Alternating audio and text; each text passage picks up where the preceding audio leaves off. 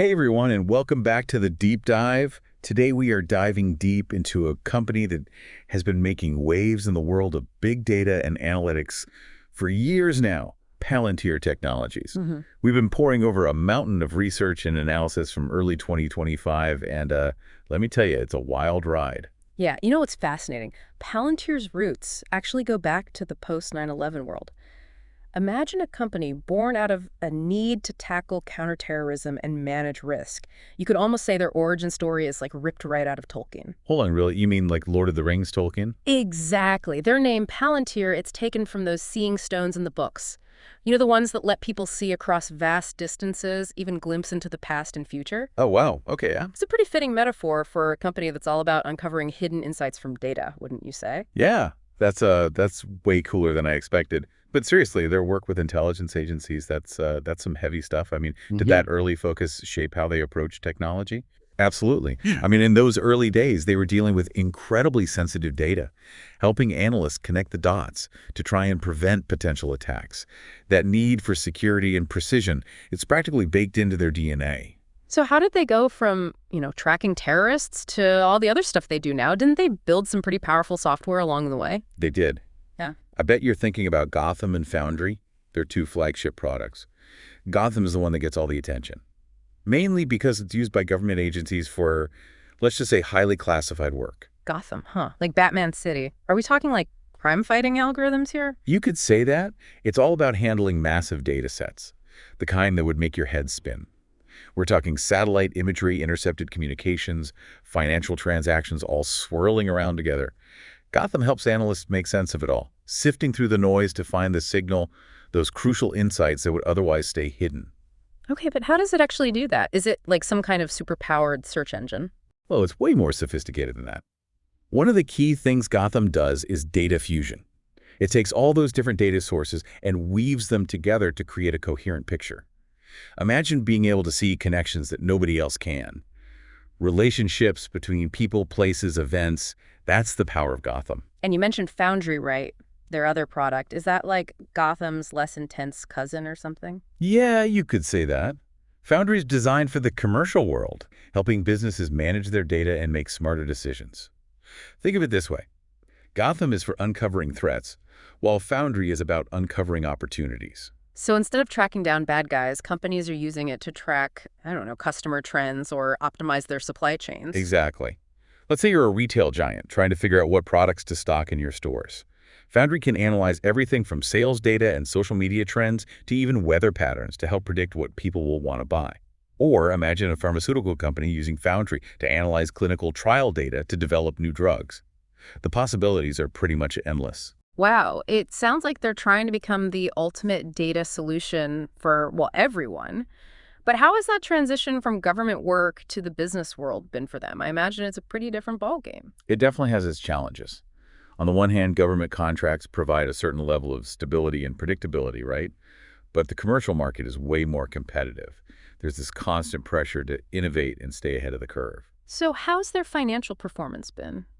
Have they managed to make that transition successfully? It's a bit of a mixed bag, to be honest. The revenue has been skyrocketing, which shows there's a huge demand for what they offer. But their profitability has come under scrutiny, mainly because they invest heavily in research and development. They're always pushing the limits of data analysis, which comes at a price. So it seems like they're playing the long game, betting that their cutting-edge tech will pay off in the end. But this is where things get really interesting, right? All this data power comes with a whole lot of ethical baggage. You hit the nail on the head. We can't talk about Palantir without addressing the elephant in the room. Those concerns about privacy surveillance and the potential for misuse. After all, this is a company that built its reputation helping intelligence agencies track down terrorists. It's not hard to imagine how that same technology could be used in ways that make people uncomfortable. Yeah, that's a serious concern for sure. I'm guessing privacy advocates are keeping a close eye on them. Oh, absolutely. Critics argue that Palantir's tools could be used for mass surveillance, eroding our privacy and civil liberties. And let's be real, some of their past projects haven't helped their image. Remember that controversy a few years ago when it came out that they were helping ICE track down undocumented immigrants? Oh, yeah, I remember that. It caused a huge uproar about the role of technology in immigration enforcement. Exactly, and it raised a ton of questions about Palantir's transparency and accountability. They often defend their work by citing national security concerns, but critics argue they need to be more open about how their algorithms work and what data they're collecting. It's a tough balance, isn't it? National security versus individual privacy, there's no easy answer. No, there really isn't. Yeah. And that's part of what makes Palantir such a fascinating and complex company. They're operating in this gray area where the lines between good and bad, right and wrong, are constantly shifting. It's almost like a real-life version of those ethical dilemmas you see in sci-fi movies. It really is. And that's actually what we'll dig into in the next part of our deep dive. We'll explore the people behind Palantir, the culture that shapes their work, and the internal struggles they face grappling with these ethical questions. Ooh, this is getting good. Stay with us. We'll be right back with more on Palantir Technologies. And we're back with our deep dive into Palantir Technologies. Man, it's been quite a journey so far. We've talked about their super powerful tech and how they've gone from, fighting terrorism to working with businesses across all sorts of industries. But honestly, what I'm really curious about is the people behind all of this. Yeah, it's easy to get caught up in the tech itself, but the human element is just as important if you really want to understand Palantir. Their culture, their leadership, even their internal struggles. It's all part of the story. You mentioned some of their controversial projects earlier. I can only imagine that working at a place like Palantir comes with a lot of pressure, knowing that your work could have such a huge impact. Oh, it's definitely not your typical tech company. Yeah. From what we've gathered, Palantir has this culture of intense problem solving, almost like a constant state of high alert. They attract people who are drawn to those high-stakes situations, people who want to work on projects that actually make a difference in the world. So it's not just about coding skills then, it's like a certain mindset, a willingness to tackle these tough problems and maybe even operate in a bit of secrecy. Exactly. Secrecy has always been a big part of their DNA. It goes back to their roots in intelligence work. It makes sense to some extent given the sensitive nature of some of their projects. But it can also create a sort of us versus them mentality, which can be isolating for employees and make it harder for the public to understand what they're really up to. We talked about their CEO, Alex Karp, and co-founder Peter Thiel earlier. They both seem like pretty strong personalities. Do they play a role in shaping this intense culture? Oh, absolutely. Karp is known for being pretty philosophical, even eccentric. While Thiel is known for his bold, sometimes controversial views on tech and society, they both bring this intensity and drive to the company, and it kind of trickles down to everyone else.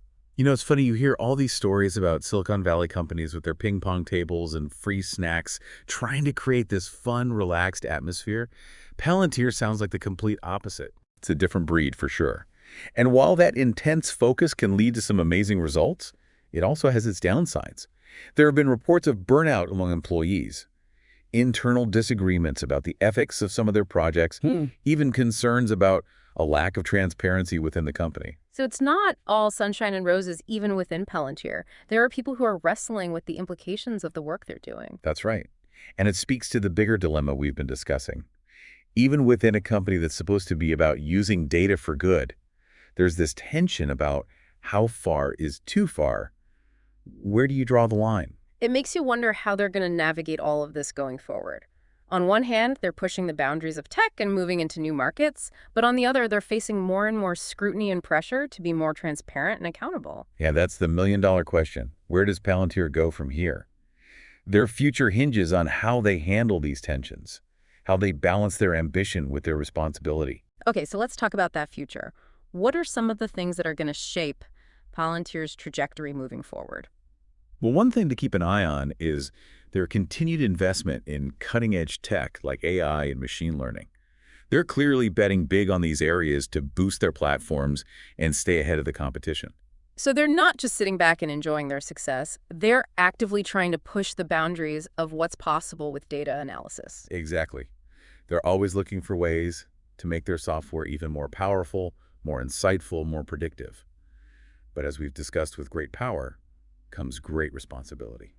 And it's not just about the technical challenges, is it? The whole landscape of data privacy is changing, and people are becoming more aware of these issues. You're absolutely right. Data privacy regulations are getting stricter all over the world, and people are more conscious of how their data is being used.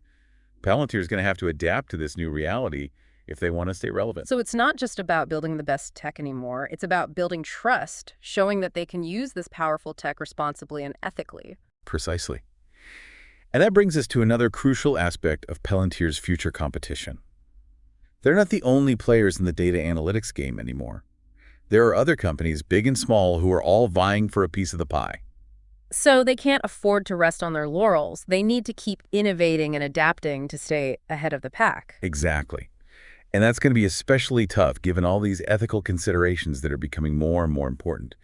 They need to find a way to balance their ambition with a genuine commitment to responsible practices. It's a delicate balancing act. It sounds like Palantir is at a crossroads. They have this incredibly powerful technology that could potentially solve some of the world's biggest problems, but they're also operating in a world that's becoming increasingly wary of big data and its implications. That's a great way to put it. It's like they're standing at the edge of a cliff looking out at this vast and uncertain future. So the big question is, which way will they jump? Will they embrace these challenges and become a model for responsible data use, or will they double down on their secretive ways and risk alienating the public? That's what we'll explore in the final part of our deep dive.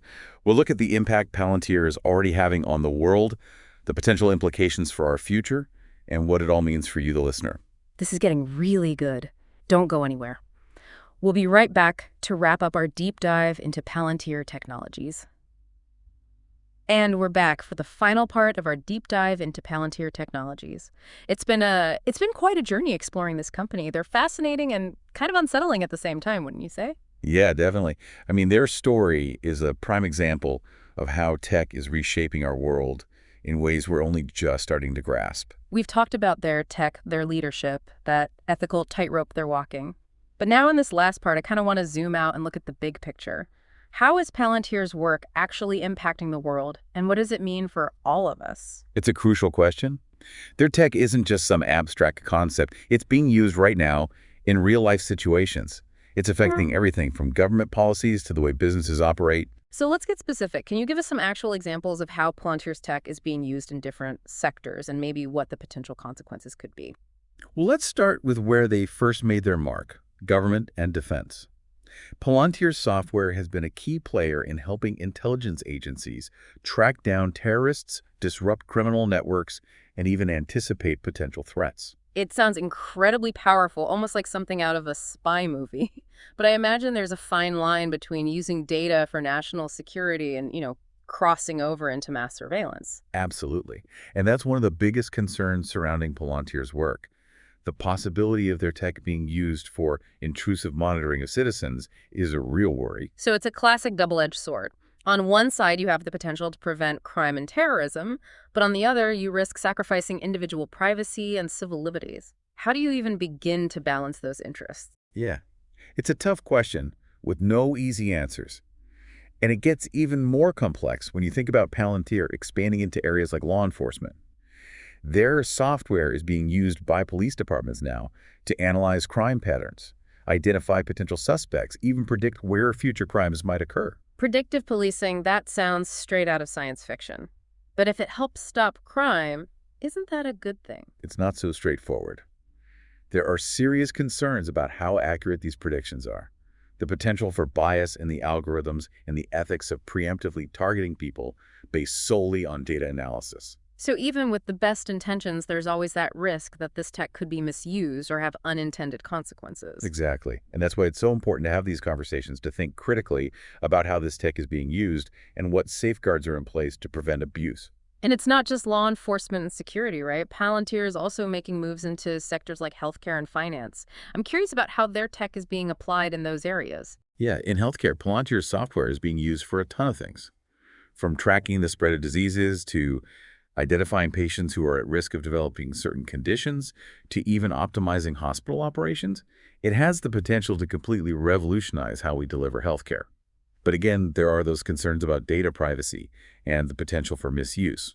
It seems like that's a recurring theme, the incredible potential of this tech versus the very real risks that come with it. It is. And those risks become even more apparent when you look at how Palantir is being used in finance. Banks, hedge funds, other financial institutions, they're all using Palantir's software to detect fraud, manage risk, and find investment opportunities. Ah, the world of high finance where data is king. I can definitely see how Palantir's tools could be used to gain an edge in that kind of environment. Exactly.